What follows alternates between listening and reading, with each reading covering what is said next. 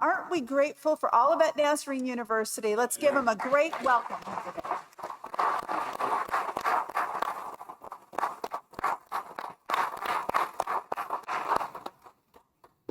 Well, SWID is not any old district to me. I think you know that your district superintendent is our board chair, so I've enjoyed getting a closer relationship with him. I've benefited from him in many ways. I'm grateful. And I think you also know our chaplain, Antonio Marshall, from your district. So I just keep thinking SWID is just taking over all of that, you know? It's a good thing. Well, I know that we're sitting in Terre, Haute, and I saw it when I drove in. Just a couple blocks from here is Indiana State University. I think about Larry Bird. Wasn't this his place? Yep.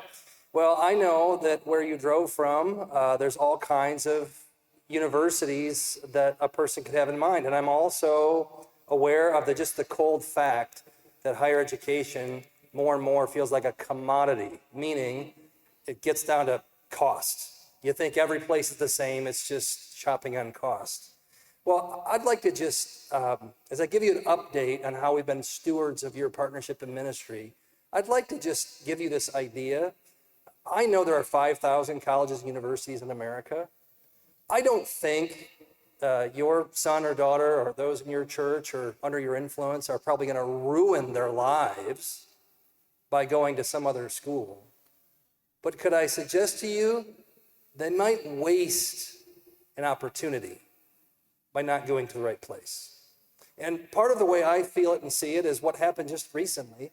One of the most exciting things happening recently at Olivet is a new entrepreneurship major. It's very fast growing. This younger generation, they talk about their side hustle. Have you heard the term?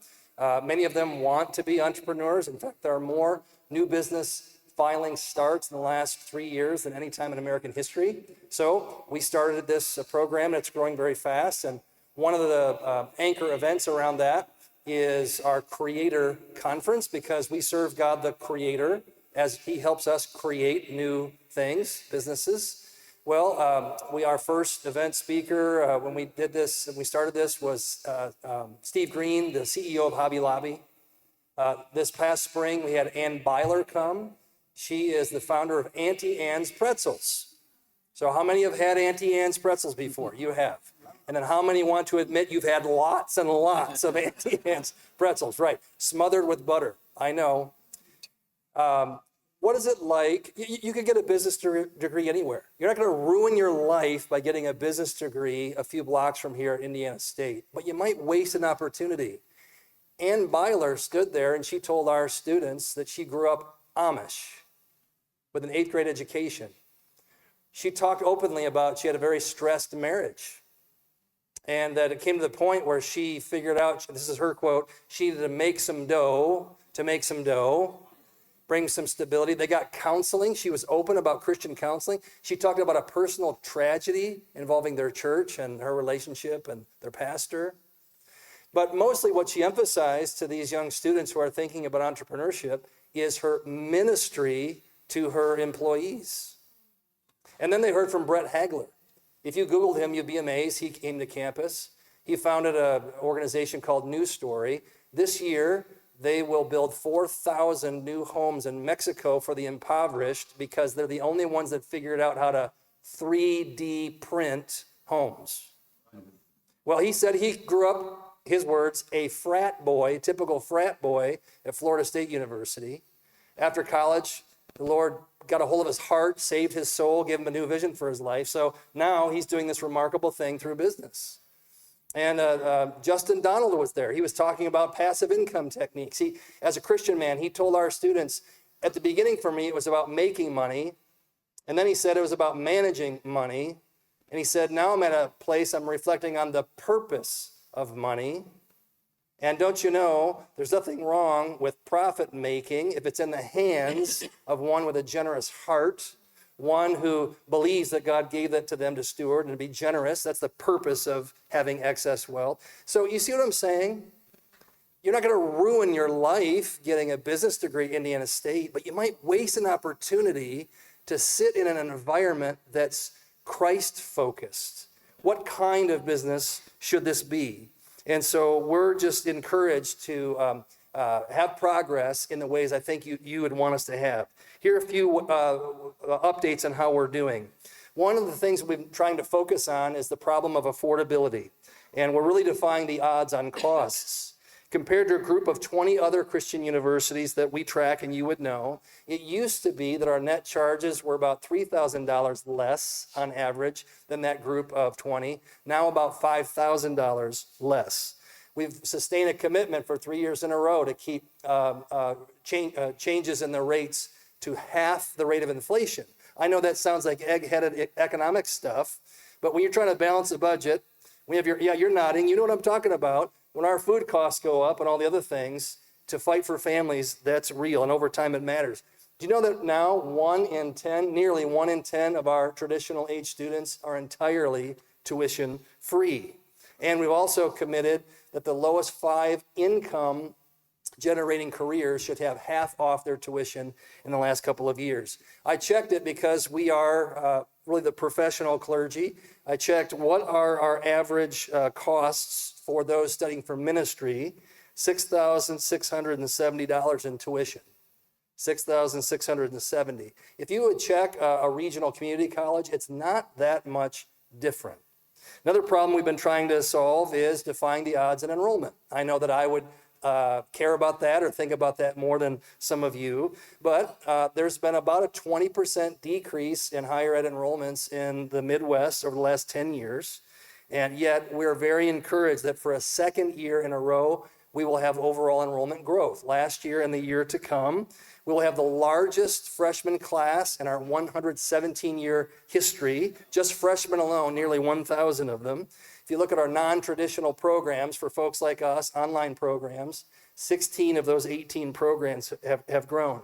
But you also wonder what kinds of action is there within the degree programs. You'd be very encouraged to know that within just 2 or 3 years, we have quadrupled the number of students studying for full-time ministry.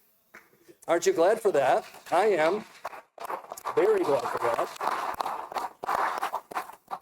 You get to a certain age and you're looking in the rearview mirror and you wonder about those who are coming behind us. And so there's some activity there. Another problem that we've been trying to solve is the plague in this generation of mental health. No doubt in your ministries, you know that this has been terrible. People have figured out social media is so much a contributor to this. It's just the harsh reality that over the last 3 years, 2 Olivet students have lost their life by suicide. So this is not just some kind of news headline item for us. This is real. But you'd be very glad to know that where we used to have as many as 100 students waiting to get a counseling appointment on campus, by staffing up because of the generosity of God's people and staffing up, we've reduced that to never higher than 8 in 1 week the entire year. That is to say, if a student wants counseling, they get it. Actually, about 1 in every 5 students who are residential students are getting counseling on campus. We've also reduced the number of psychiatric hospitalizations. We've also have about 600 students doing online format, self-paced mental health assistance. So we just keep working on these things. Another update I'd give you is we're trying to be good stewards of your generosity to us and so many others. And so we've been doing some bold things with our institutional debt. We're actually in a process now that will pay down the largest amount of debt in the shortest amount of time in our entire history. We're paying down $25 million in just 5 years. Well, when you sacrifice at your church, and some of you might give $250 and some $25,000, I want you to know that it's precious to us. No. We want to make our decisions out of our discipline to make sure that we get the most out of ministry of those contributions. So there's a lot going on, but if you were to summarize, you're hearing that college costs are down compared to other universities. Enrollment is up a couple of years in a row. Debt is down, and there's a more peaceful community. I'm glad for that. Let me give you the best part, though. Those are kind of factoids, but the best part are people. This still happens. We have a photo on your screen here that will come up. Aren't you glad to still see 20-somethings kneeling at an altar? Amen. We're not going to quit on revival services. We still have them every fall and spring. That one on the left there, the upper room, this is a voluntary Monday night worship time led by students. We got a call early in the year that the 300 seats they had were not enough. That's an unplanned expense for a university. Buy more chairs, but that's a good one to have. And I just have gotten over it. I used to think I shouldn't take pictures. I don't want to break the moment. I just take pictures. I take these, I look at them all the time. They encourage me. Those pictures say more than 1,000 words. We're also in October going to host the Chick Shaver Evangelism Institute Conference. That was mentioned briefly last night, but I hope many of you can make time to come. And let me now mention also some stories behind this NYC scholarship. It was mentioned by our district superintendent last night. It would have been normally that after an NYC, out of the 1,500 NYC seniors, about 150 or 10% would go to any Nazarene university. We're already seeing 280 that will come to Olivet alone this fall. Normally we would have had 70, so that's a dramatic change for us. And I think we'll find it's an improvement for the other schools as well. We'll learn more about that in the fall. But let me tell you what kind of students are coming. We heard about Joanna and Quinlan.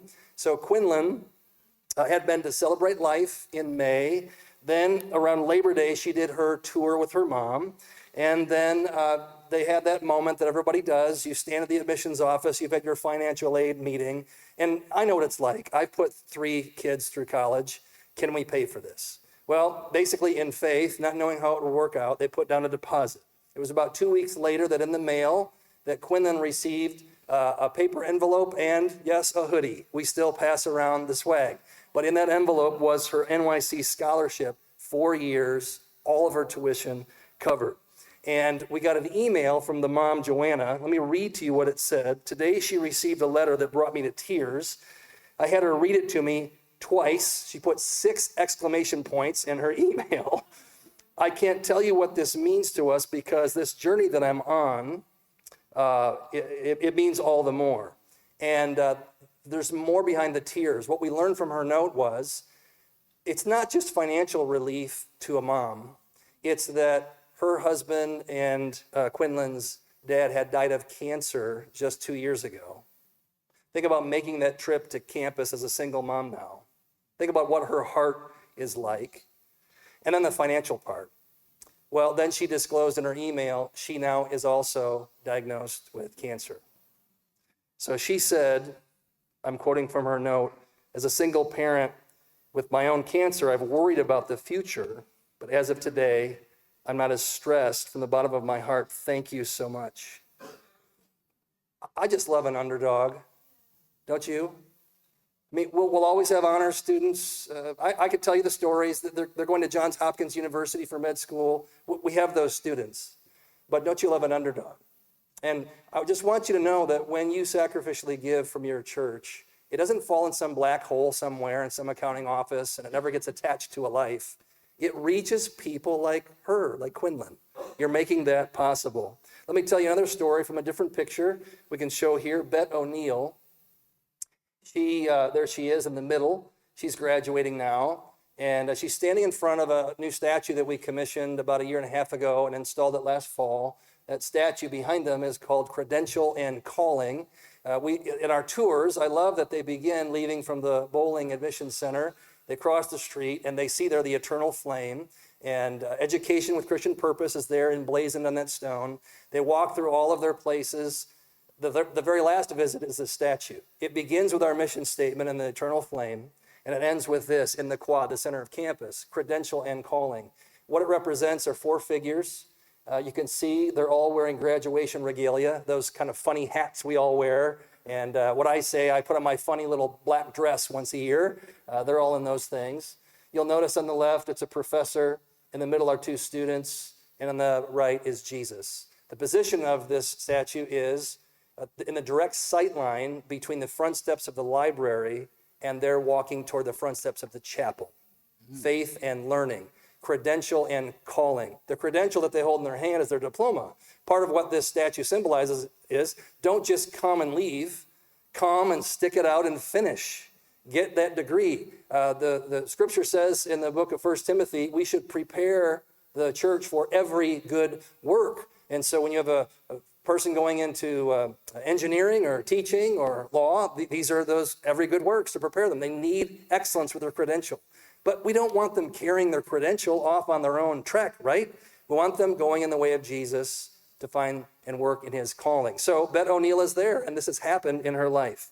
Let me tell you what she said at that commissioning ceremony as she stood there, one of them bordering as her basketball coach, and one is her professor. This is what she said. I'm literally quoting her notes from her speech at the commissioning. I grew up with an abusive father, divorced from my mom who raised 4 girls on her own, and I struggled to know my worth. I also lost a friend and struggled through addiction. Then I visited Olivet for basketball. The place was different. I thought the place was foreign. The people were too nice. The chapels were too long. But the teachers wanted to know my name. My coaches cared more about who I was off the court than on. It wasn't until my senior year. So she's telling a story. It didn't happen until the last few semesters of her years. It had just happened. It was fresh. It was my senior year that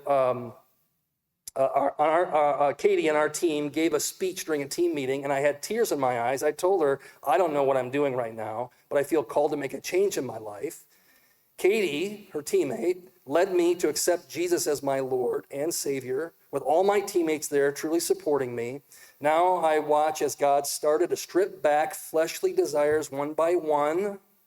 Sounds like a holiness work of God to me, doesn't it? We just heard about that from our general superintendent.